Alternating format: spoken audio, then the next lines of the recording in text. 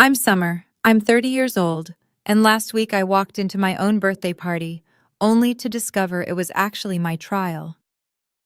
75 relatives, not a single smile. My father handed me a folder containing DNA results and said, "You're not ours. Pay us back." My mother snatched my car keys right out of my hand. My sister filmed the whole thing for TikTok. I stood there, surrounded by 75 people I once called family, and not one of them said a word in my defense. But then, a man stepped out of the crowd. A man my parents swore had been dead since before I was born. My biological father. And he didn't come empty-handed. Before I continue, if you find this story worth following, please take a moment to like and subscribe, but only if you genuinely want to know what happens next. And drop a comment telling me where you're watching from and what time it is there. Now let me take you back 4 weeks, to the day my sister called with exciting news. "Summer, oh my God, you won't believe this!" Brianna's voice pierced through my phone speaker while I was charting vitals in the ICU break room. My younger sister rarely called unless she needed something: money, a ride, someone to vent to about her latest influencer drama. "What's going on?" I asked, keeping my voice low. Night shift meant keeping the peace. "Mom and Dad are throwing you a surprise party for your 30th. They're inviting everyone: Aunt Dorothy, Uncle Robert, the cousins from Ohio, literally the whole family." I almost dropped my coffee. A party. For me. In 30 years, my parents had never thrown me a birthday party.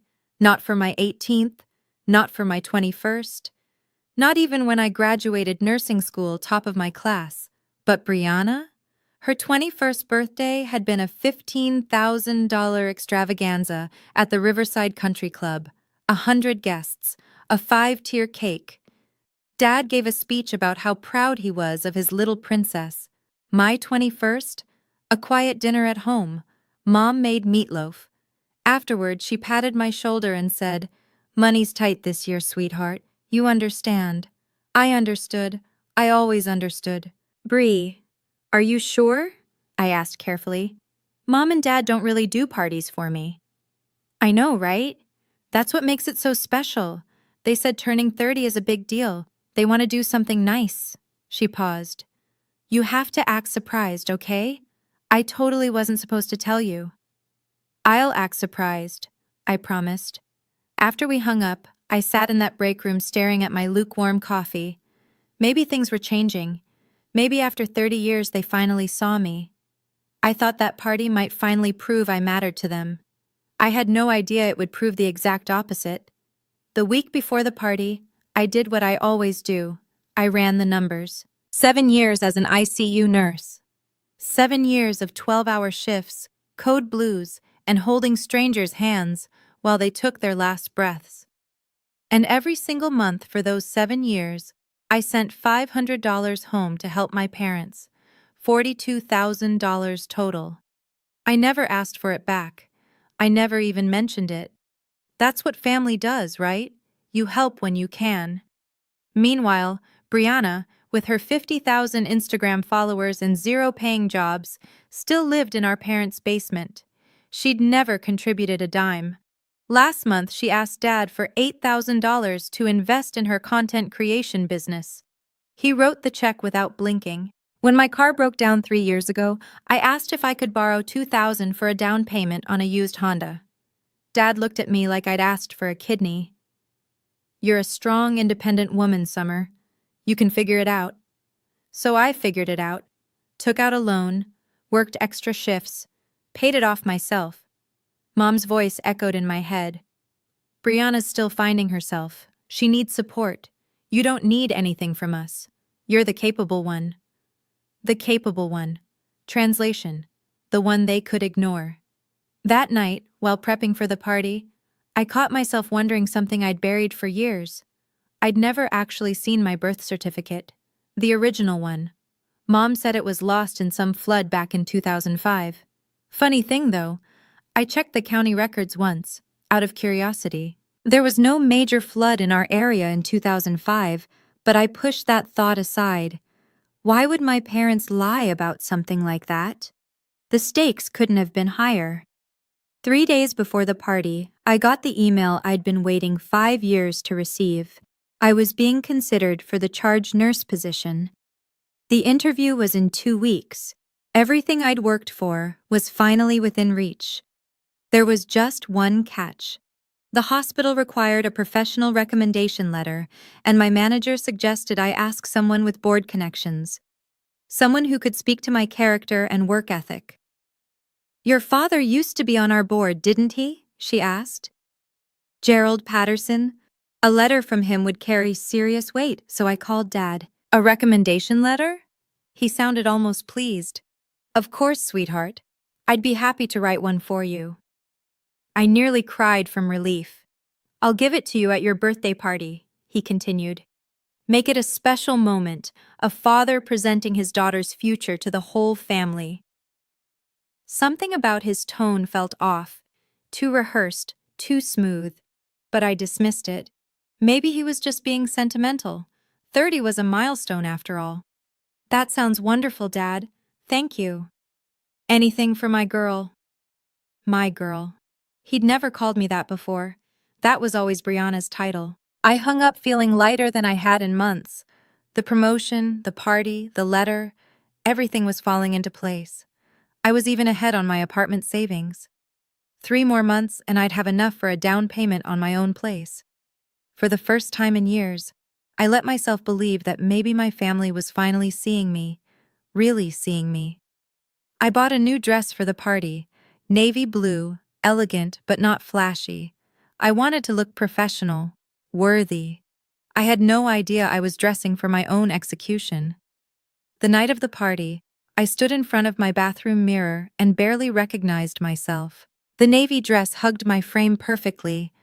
I'd done my makeup carefully, subtle but polished. Professional. I even bought a small gift for my parents. A leather-bound photo album I'd spent weeks filling with family pictures. Ridiculous, right? Bringing a gift to your own birthday party. But that was me. Always giving. Always trying to earn something that should have been freely given.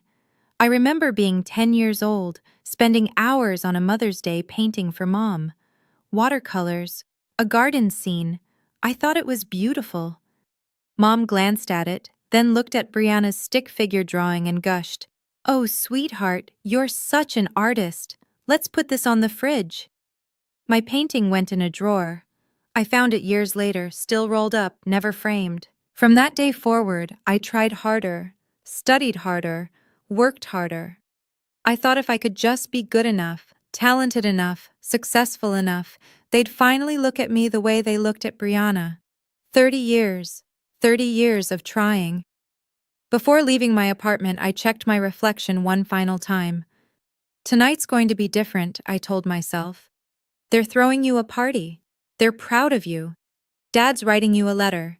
Things are changing. I grabbed my keys and headed for the door. That's when I saw her. Brianna, sitting in her car outside my building, her phone aimed at my Honda. "Hey," I called out, walking over. "What are you doing?" She grinned, pocketing her phone. "Nothing. Just love your car. Can I borrow it sometime?" "Sure," I said automatically. She smiled wider. "Great. See you at the party, sis." Something cold slithered through my stomach, but I ignored it. I was good at ignoring warnings. The Grand Oak restaurant glittered like a promise. Through the windows I could see the warm glow of chandeliers, the shadows of dozens of people moving inside. My parents had reserved the entire private dining room, something they'd only ever done for Brianna's graduation party. I sat in my car for a moment, rehearsing my surprised face. Wide eyes, hand over heart. "Oh my goodness, you shouldn't have." Silly, but I wanted to give them what they wanted. I wanted this night to be perfect. I walked through the entrance, my heels clicking against marble floors. A hostess directed me to the back. "The Patterson party? Right through those doors, ma'am." I took a breath, pushed open the doors. Silence. No streamers, no balloons, no chorus of surprise, just 75 faces turning toward me in unison. Nobody was smiling. I scanned the room, my rehearsed expression frozen on my face. There was Uncle Robert, arms crossed, jaw tight. Aunt Dorothy clutching her purse like a shield, eyes darting away from mine. Cousins, second cousins, people I hadn't seen since childhood, all watching me with something between pity and judgment. No cake, no decorations, just a long table at the center of the room, and on that table a single red folder. My parents stood behind it like prosecutors at a bench. Dad held a microphone. "Summer." His voice echoed through the speakers, cold and formal. "Sit down. We need to talk." My legs moved on autopilot. I lowered myself into a chair that had been positioned facing the table, facing them, like a defendant in a courtroom. That's when I noticed the woman in the corner with a camera, not a party photographer, a videographer. They were recording this. "Dad?" My voice came out smaller than I intended. "What's going on?" He didn't answer. He just opened the red folder. "Summer, do you know why we invited 75 people here tonight?" Dad's voice was ice. "My birthday?" The words sounded pathetic even to my own ears. "No." He shook his head slowly. "To serve as witnesses." The room shifted. Chairs creaked. Someone coughed. "Witnesses to what?" Dad pulled a document from the red folder. His hand was steady, practiced, like he'd rehearsed this moment. "This is a DNA test." He held it up for everyone to see. "Your mother and I submitted samples 3 months ago. The results came back conclusive." My heart stopped. "You are not our biological daughter." The room erupted in whispers. I heard gasps, murmurs, someone saying, "I knew it. I always knew something was off." "What?" I gripped the armrest of my chair. "That's impossible. You're not ours, Summer." Mom stepped forward, her face twisted into something ugly. "You never were. We took you in. We raised you. We gave you everything." "And how did you repay us?" Dad's voice rose. "By slandering us to your friends. By acting like we were never good enough for you." "I never—" "We have witnesses." Dad cut me off, gesturing to the crowd. "People who've heard you complain about us, about how unfairly you were treated, about how Brianna got everything and you got nothing." My mind reeled. Yes, I'd vented to friends. Who doesn't? But I'd never slandered them. I'd never said anything that wasn't true. Dad slid another paper from the folder. A spreadsheet, numbers, dates. "This is an itemized list of everything we spent raising you. Food, clothing, education, housing." He paused for effect. $500,000. The number hung in the air like a guillotine. "And we want it back." Before I could respond, Mom lunged.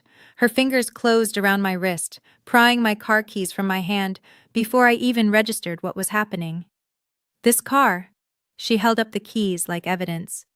"You bought it with money from a job you only got because of your father's connections. Technically, it belongs to us." "I paid for that car myself." My voice cracked. "Every payment, every cent. I have the loan documents. Your salary comes from the hospital where Gerald was a board member." She smiled, but it didn't reach her eyes. "Without him, you'd be nothing. You owe us everything you have." I looked around desperately.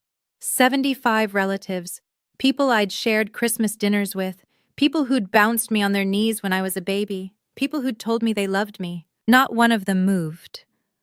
Uncle Robert actually nodded. "She's got a point, Summer. Your father opened a lot of doors for you." That's not how this works." "Smile for the camera, sis." Brianna appeared at my side, her phone inches from my face, the red recording light blinking. "This is amazing content," she whispered gleefully. "My followers are going to lose their minds. Family drama, DNA reveals. This is gold." "Brianna, stop." "Shh. Keep talking. The comments are going crazy." I looked at the screen. She was live streaming. Thousands of viewers. Comments scrolling faster than I could read. OMG, this is insane. That poor girl, the parents are psycho fake. Has to be fake. But it wasn't fake. This was my life. Being dissected, being broadcast, being destroyed. And I was trapped in a chair, surrounded by people who were supposed to love me, while my own sister turned my humiliation into content. That's when something inside me shifted. In the chaos, I noticed something strange. A man, standing alone in the far corner of the room, near the emergency exit. He wasn't dressed like the rest of my relatives, no casual blazers or department store dresses. His suit was expensive, charcoal gray, impeccably tailored, the kind of fabric that doesn't wrinkle. He looked about 60. Silver-streaked hair, strong jaw. And his eyes were fixed on me. Not with judgment, not with curiosity, with something deeper. Something almost like pain. I didn't recognize him. He wasn't family, wasn't a friend of my parents as far as I knew. So why was he here? At a private event? Standing in the shadows like he was waiting for something? Next to him stood a younger woman in a pencil skirt, clutching a thick manila folder. She kept checking her watch, then whispering something to him. He shook his head each time, patient, watching. "Summer!" Dad's voice snapped my attention back. "Are you listening?" "Who is that man?" I asked instead, pointing toward the corner. Dad's face flickered, just for a second, with something I couldn't name. Fear, recognition. "No one," he said quickly. "Focus on what matters. You're going to sign this document." "Gerald." The stranger's voice cut through the room, deep, calm, commanding. The entire restaurant went silent. My father went pale. "Not yet," the man said almost gently. "Let her finish asking her questions first." Dad's mouth opened, closed, opened again. Mom grabbed his arm. "Who let him in? Gerald, who let him in?" But neither of them answered. And the man in the gray suit simply watched me, something shifting in his expression. Something that looked almost like hope. I didn't know him, but somehow he knew me. "Summer." Dad's voice had a new edge now, desperation barely concealed beneath authority. "I need you to sign this document, tonight, in front of everyone." He slid a contract across the table. I could see the header, promissory note. "This legally obligates you to repay $500,000 over 10 years, monthly payments of over £10. "I need time to read this," I interrupted. "You'll sign now." His eyes darted toward the stranger in the corner, then back to me. "If you don't, we'll sue. 75 witnesses saw you receive food, shelter, education from us. You admitted it yourself. You owe us." "Gerald." The voice came from my left. Aunt Dorothy, Mom's older sister, had risen from her seat. Her face was ashen, her hands trembling. "Are you sure about this?" She was speaking to Mom, but her eyes kept flicking toward the man in the gray suit. If he finds out what you... "Shut up, Dorothy." Mom's voice was a whip crack. "But the receipts." "I said, shut up." The room went silent. Dorothy looked like she might cry. "What receipts?" I asked. Nobody answered. Nobody. Aunt Dorothy. I turned to face her fully. "What receipts are you talking about?"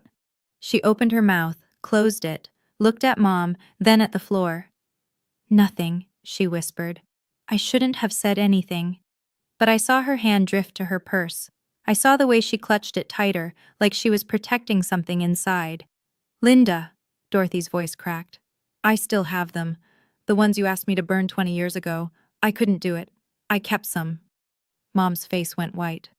Whatever was in that purse, whatever those receipts proved, my parents didn't want me to know.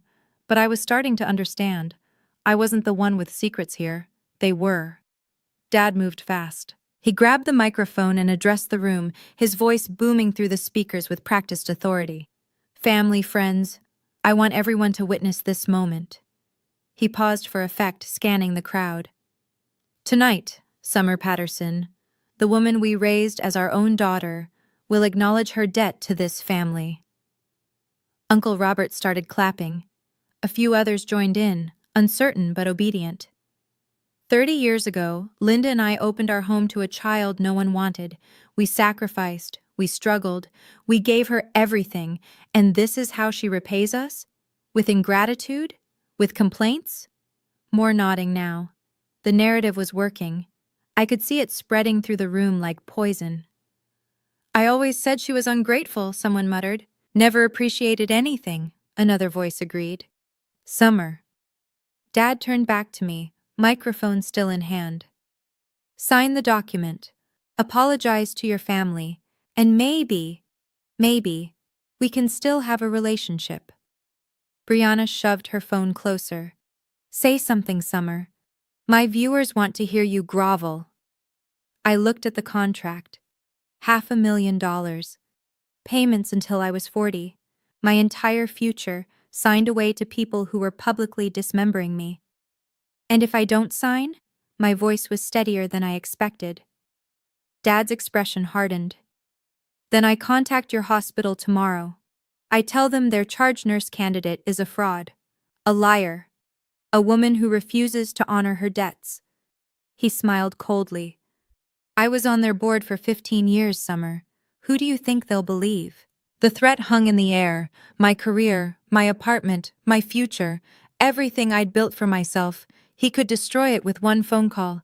I had no leverage, no power, no allies, or so I thought. I am an ICU nurse.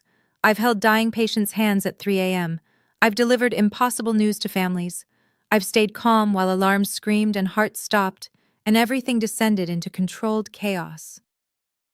I don't break under pressure. I can't afford to. So I took a breath, then another, and I stopped being the scared little girl they expected me to be. "Dad," I said, my voice cutting through the murmurs, "I have a question." He frowned. This wasn't the script. "What?" "You said I'm not your biological daughter, that you have DNA proof." I leaned forward. "So who are my biological parents?" Silence. "Well?" Mom stepped in quickly. "They abandoned you. They didn't want you. We saved you." "That's not what I asked." I stood up slowly.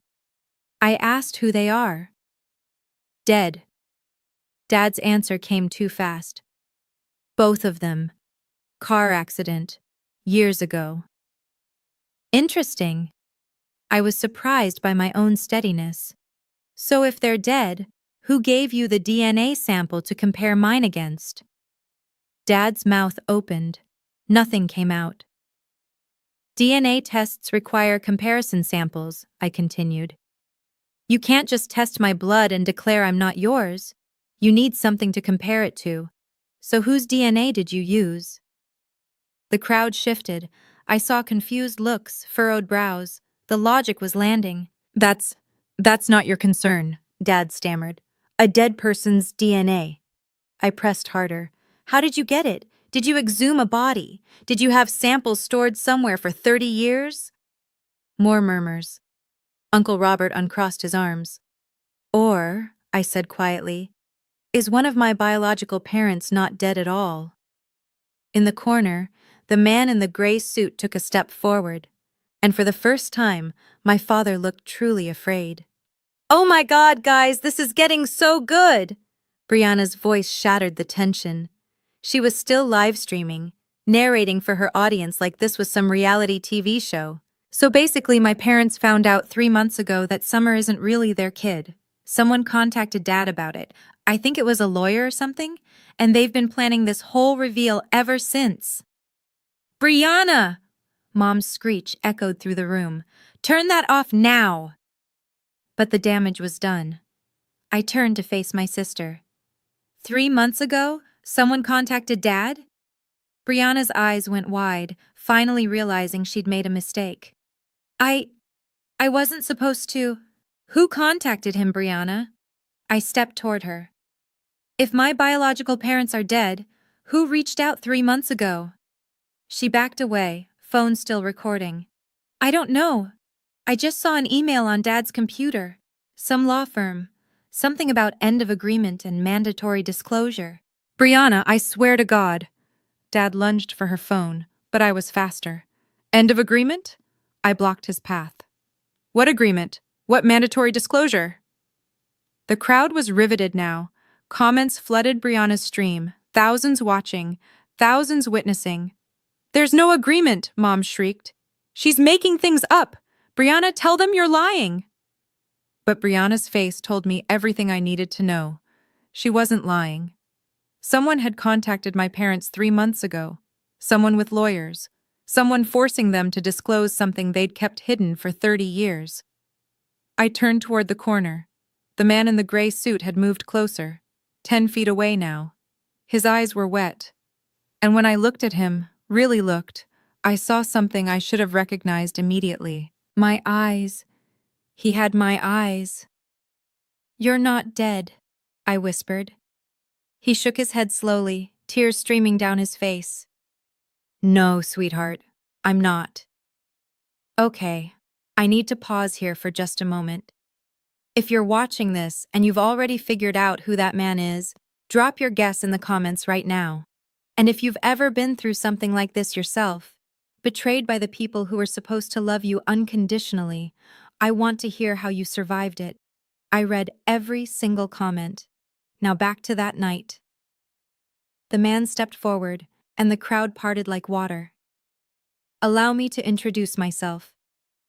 His voice filled the room, calm, measured, carrying an authority my father could only pretend to possess. Security! Dad's voice cracked. Someone call security! This man is trespassing! But no one moved. My name is Marcus Whitfield. The man stopped a few feet from me. And I am Summer's biological father. The room exploded, gasps, shouts, 75 phones emerging from pockets and purses. I couldn't breathe.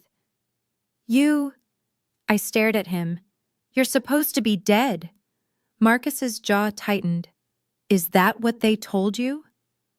I nodded, unable to speak. I have never been dead, Summer. His voice softened. I've been waiting. For 30 years I've been waiting for this day. He's lying, Mom screamed, her composure finally shattering. He's a con man, a fraud. Gerald, tell them. But Dad was frozen, his face the color of ash. Gerald? Marcus turned to face him, and something cold entered his tone. Would you like to tell her the truth? Or should I? Silence. Marcus nodded slowly. I thought so. He turned back to me and his expression changed, became gentle, almost tender. Your mother, your biological mother, was named Catherine. Catherine Hayes. We loved each other very much. When she became pregnant with you, her family... He paused, composing himself. Her family disapproved. They forced her to give you up. Then how? The Pattersons agreed to adopt you, under certain conditions. His eyes flickered toward my parents. Conditions they were very well compensated for. I felt the floor tilt beneath me. What conditions? Marcus reached into his jacket and withdrew a photograph, old, slightly faded. A young woman with my face, my eyes, my smile. This was your mother, he said softly, and she loved you more than anything in this world. The woman in the pencil skirt, Marcus's assistant, stepped forward and handed him a thick manila folder. Gerald, Marcus said, his voice dangerously calm. You just demanded that Summer repay $500,000 for the cost of raising her. That's right. Dad's voice was weak, defensive. Every penny we spent. Interesting. Marcus opened the folder. Because, according to my records, you've already been paid. He pulled out a stack of papers and held them up for the room to see. Bank statements, transaction records, dozens of them. $1,500 every month for 28 years. Marcus's voice carried to every corner of the room. Starting in 1996, ending just last year. That's over $500,000, Gerald. 504,000 to be precise. The crowd stirred. Confusion rippled through the relatives. What is that? Uncle Robert demanded. These are wire transfer records. Marcus handed a stack to the nearest table. Feel free to examine them. Every single payment is documented. Dates, amounts, account numbers. He paused. And Linda's signature confirming receipt. Mom let out a strangled sound. You... I turned to face my adoptive mother. You received money for 28 years? She wouldn't meet my eyes. Answer me! It was compensation, she finally screamed, for taking you in, for raising someone else's unwanted... Unwanted? Marcus's voice cut like a blade. I begged to keep her. I begged to raise her myself, but your family demanded I wait until she turned 30. They demanded I stay away. His voice cracked. And I agreed, because I thought you would love her. I thought you would give her a good life. He looked at me, tears streaming openly now. I'm sorry, Summer. I'm so sorry I wasn't there. Marcus reached into his jacket one more time. This time he pulled out an envelope.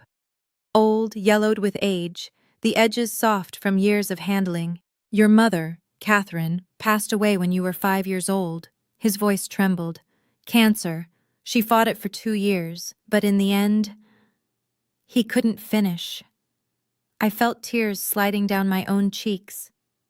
Before she died, she wrote you a letter. She gave it to me and asked me to keep it safe until you were old enough to understand. He held out the envelope with both hands, like an offering. I took it. My fingers were shaking so badly I could barely open it. Inside was a single sheet of paper, covered in elegant handwriting that was somehow familiar, like a song I'd heard in a dream. My dearest Summer, if you're reading this, I'm no longer with you. I'm sorry, baby girl. I'm so sorry I couldn't stay. I want you to know that you were never unwanted. You were never a mistake. From the moment I knew you existed, you were the greatest gift of my life. Your father, Marcus, is a good man, the best man I've ever known. I was too young and too scared to fight for us, and that's my biggest regret. Please don't blame him for being absent. He wanted you. He always wanted you. Live your life with courage, my darling. Be kind, be strong, and know that wherever I am, I'm watching over you. I love you. I will always love you. Mom. I couldn't see through the tears. The letter blurred, then disappeared as I pressed it against my chest. 75 people watched in absolute silence, and for the first time that night, I didn't feel alone. I felt found. I need to say something. Aunt Dorothy's voice cut through the silence. She stood up, clutching her purse against her chest like armor. Dorothy, sit down. Mom's voice was venomous. No! Dorothy shook her head, tears streaming. I've kept your secrets for 30 years, Linda. I can't do it anymore. She opened her purse and pulled out a small stack of papers, wrinkled, faded, some spotted with age. These are bank receipts. Her hands trembled as she held them up. Every month, Linda asked me to pick up the wire transfers in cash. She told me it was from a life insurance policy. Dorothy laughed bitterly. I believed her. For years I believed her. Dorothy, I swear to God, I found out the truth 5 years ago. Dorothy's voice strengthened. I saw Marcus's name on one of the transfers. I confronted Linda. She told me if I said anything, she'd tell everyone about... She faltered. About my own mistakes. She blackmailed me into silence. I looked at my adoptive mother, really looked at her, and saw someone I'd never recognized before. You knew, I said slowly. All this time, you knew I had a father who wanted me, who was paying to make sure I was cared for, and you let me believe I was unwanted. Mom's face twisted. We raised you. We fed you. We gave you a roof over your head. With his money, I gestured toward Marcus. You raised me with his money, and you still treated me like I was less than nothing. I stood, finally steady on my feet. You didn't want $500,000 from me tonight. My voice was cold, clear. You wanted to get rid of me before he could tell me the truth. Before I found out what you really were. Mom had no answer. Because there was none. Dad made one last desperate attempt. Summer, listen to me. His voice had changed, softer now, almost pleading. We're still your family. We raised you. We love you. This was just a misunderstanding. A misunderstanding? I almost laughed. You staged a public humiliation. You demanded $500,000. You threatened my career. You had Brianna livestream my destruction to thousands of people. I shook my head. That's not a misunderstanding. That's a betrayal. But we're still your parents. No. The word came out calm, final. You're not. You're the people who took money to raise me, then treated me like a burden. You're the people who lied to me for 30 years. You're the people who weaponized my own birthday to destroy me. I turned to face the crowd, all 75 of them. I'm not asking any of you to choose sides. This is my family drama, not yours. I paused. But I will say this, not one of you stood up for me tonight. Not when they called me a fraud. Not when they took my keys. Not when my sister shoved a camera in my face. 75 people, and not one voice of defense. Silence. Eyes dropping to the floor. I won't forget that. Finally, I turned to Marcus. Mr. Whitfield. I stopped, swallowed. Marcus, I need time. I can't call you Dad. Not yet. This is all too much. His eyes were wet, but he nodded, understanding. I've waited 30 years, he said softly. I can wait a little longer. I walked toward the door. Mom tried to block my path. You can't just leave. We're not finished. Yes. I looked her in the eye. We are. I stepped around her and walked out of that restaurant. And I never looked back. I wasn't there for what happened after I left, but Dorothy told me everything later, and Brianna's live stream, which she apparently forgot to turn off, captured every painful second. The moment the door closed behind me, the room erupted. Gerald turned on Linda. You knew? You knew there was money this whole time and you never told me? I was protecting us, Linda screamed back. Protecting this family. By lying to me for 28 years? You never asked questions. You just spent what I gave you. The relatives scattered like roaches when the lights come on. Uncle Robert tried to calm Gerald down and got shoved for his trouble. Aunt Dorothy quietly gathered her things and slipped out a side door. And Brianna? Brianna stood frozen, watching her follower count drop in real time. Within 24 hours, her live stream had been clipped, shared, and viewed over 2 million times. But not the way she wanted. Toxic family exposes themselves on live stream. Worst parents ever caught on camera. Girl documents her own family's downfall, lol. The comments were merciless. Brands she'd been negotiating with pulled out. Her authentic family content suddenly looked very different in context. As for Marcus, he left the restaurant quietly, without confrontation. He didn't need revenge. He'd come with truth, and truth had done its work. That night, sitting alone in my apartment, I read Catherine's letter 17 times. I traced her handwriting with my fingertips. I looked at the photograph Marcus had given me. My mother at 22, laughing at something off camera, her eyes exactly like mine. I cried until I couldn't breathe. But somewhere beneath the grief, beneath the shock and the betrayal, I felt something I hadn't felt in years. Hope. The kind of hope that comes from finally knowing who you really are. 3 days later, I was called into the hospital director's office. I walked in expecting the worst. Gerald had promised to destroy my career. He had connections, influence. 15 years on the board. Dr. Rebecca Chen sat behind her desk, her expression unreadable. Please sit down. I sat, waited. Summer, I'm going to be direct. She folded her hands. I received an email from your father, from Gerald Patterson, demanding that we terminate your employment. My stomach dropped. He claims you're unfit for the charge nurse position, that you have character issues. She paused. He also attached a video, said it would show your true nature. I closed my eyes. The live stream. Of course. I watched it. Dr. Chen, I can explain. Summer. Her voice was gentle. I watched you stand in front of 75 people who were actively trying to destroy you. I watched you keep your composure, ask intelligent questions, and walk out with your dignity intact. I opened my eyes. I also received a phone call. She leaned back. From Marcus Whitfield. Do you know who he is?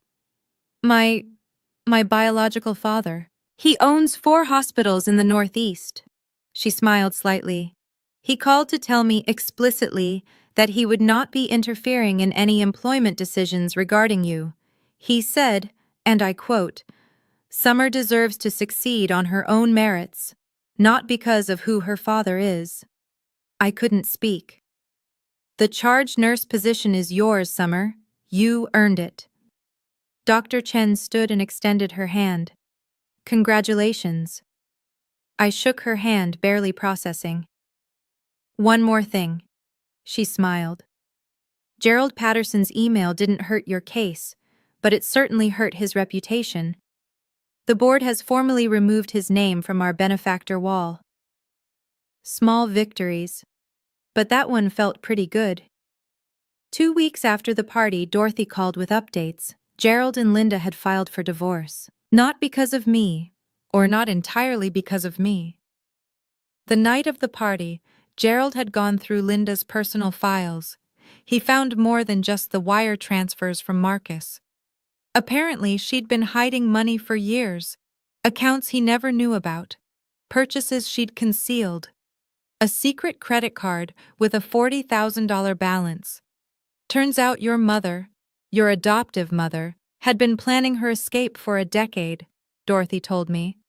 Gerald just gave her the excuse she needed to leave. The irony wasn't lost on me. They'd staged a public trial to expose my betrayal. Instead, they'd exposed their own. Brianna lost over 20,000 followers in the first week. The comments that followed her everywhere were brutal. Aren't you the girl who live-streamed her sister's trauma for clout? Imagine exploiting your own family for views. Couldn't pay me to follow this garbage human.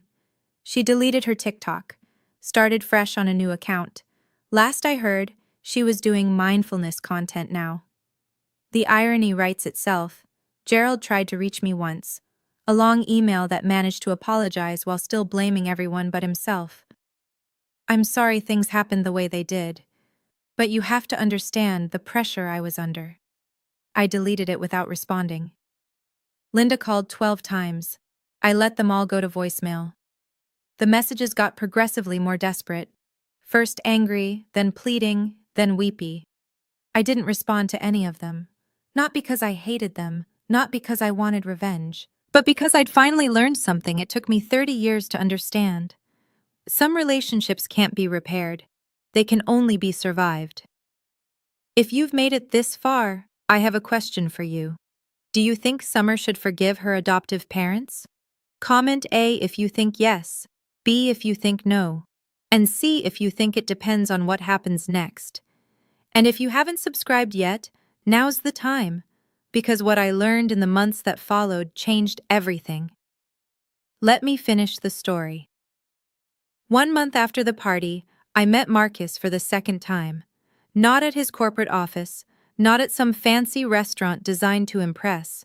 At a coffee shop called the Bean Counter, a tiny place with mismatched furniture and mediocre espresso. Catherine and I used to come here, he explained, settling into a worn armchair, before everything fell apart. We'd sit in this exact corner and talk for hours about our future. I looked around at the peeling wallpaper, the crooked picture frames. It's not what I expected. What did you expect? I don't know, something bigger. Marcus smiled, a sad smile that made him look younger somehow. Money doesn't fix everything, Summer. I learned that the hard way. He stirred his coffee slowly. I could have fought harder for you. I could have hired better lawyers, pressured Catherine's family, used my resources to force the issue. Why didn't you? Because Catherine asked me not to.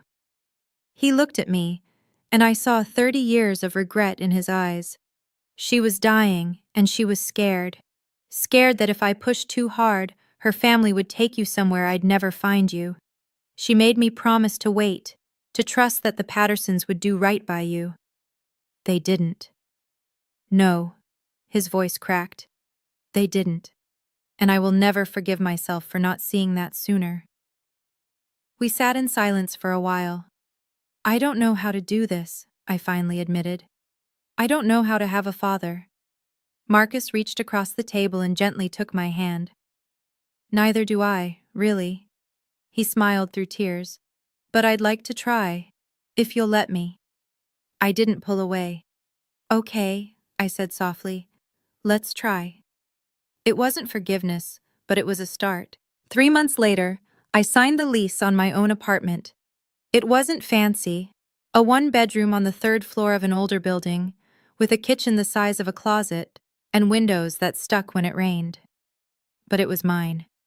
Every penny came from my own savings, my own paychecks, my own years of sacrifice. Marcus offered to help with the down payment. I said no. I need to do this myself, I told him over coffee, our weekly ritual now, always at the bean counter, always in that same corner. He nodded. I understand. And he did. That was the thing about Marcus. He understood that helping didn't mean rescuing, that being a father didn't mean taking over. He showed up on moving day anyway, not with money or movers, but with a toolbox and a willingness to assemble IKEA furniture. We spent 6 hours putting together a bookshelf. It came out slightly crooked. It was perfect. On my new desk, I placed Catherine's photograph in a simple wooden frame. Every morning I look at her face and I see myself. I don't talk to Gerald anymore, or Linda, or Brianna. Dorothy calls sometimes. She's the only Patterson I still speak to. She sends me recipes, asks about work, never mentions the party. I think she feels guilty. I think she's trying to make amends in her own small way. I let her. Marcus and I see each other every Sunday now. Sometimes we talk for hours. Sometimes we just sit in comfortable silence.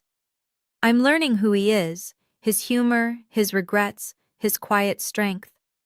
I'm not ready to call him Dad yet, but I'm getting closer. Summer, he told me last week.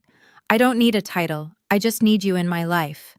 That was enough. For now, that's more than enough. Looking back, I've spent a lot of time trying to understand why. Why did Gerald and Linda do what they did? A therapist friend once explained it to me this way. Gerald wasn't evil. He was terrified. His entire identity was built on control.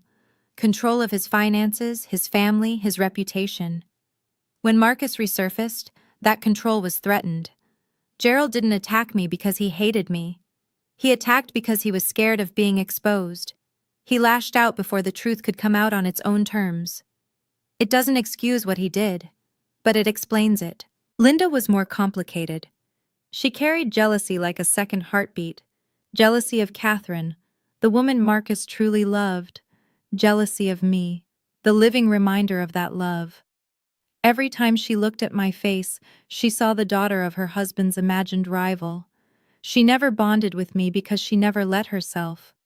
And when the opportunity came to get rid of me while keeping the moral high ground, she took it. Again, not an excuse, an explanation. And me?